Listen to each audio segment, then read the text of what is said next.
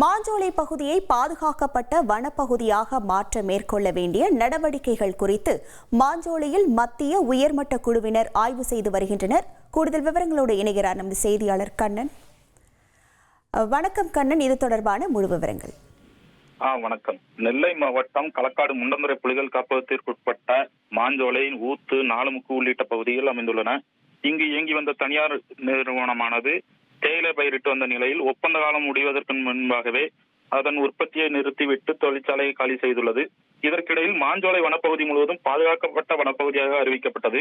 இந்த நிலையில் தமிழ்நாடு அரசு வனம் மற்றும் வனவிலங்குகளை பாதுகாப்பதற்காக பல்வேறு நடவடிக்கைகளை மேற்கொண்டு வரும் நிலையில் மாஞ்சோலை வனப்பகுதி களக்காடு முண்டந்துறை புலிகள் காப்பகத்தின் கீழ் வருவதால் அதனை பாதுகாக்கப்பட்ட வனப்பகுதியாக மாற்றுவது தொடர்பாக மேற்கொள்ள வேண்டிய நடவடிக்கைகள் குறித்து இன்று மாஞ்சோலை பகுதியில் மத்திய உயர்மட்ட குழுவினர் ஆய்வு செய்து வருகின்றனர்.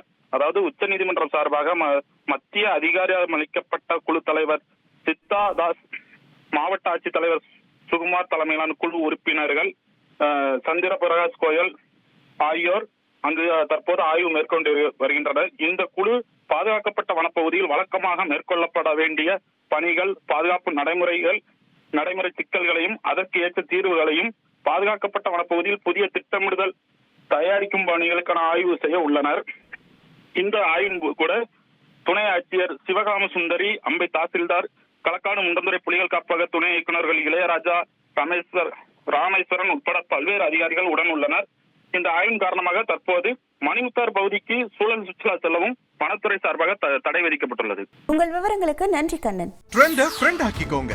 2.5 கோடிக்கும் அதிகமான தந்தி டிவியின் சப்ஸ்கிரைபர்ஸ் அண்ட் ஃபாலோவர்ஸ் குடும்பத்துல நீங்களும் இணையுங்க.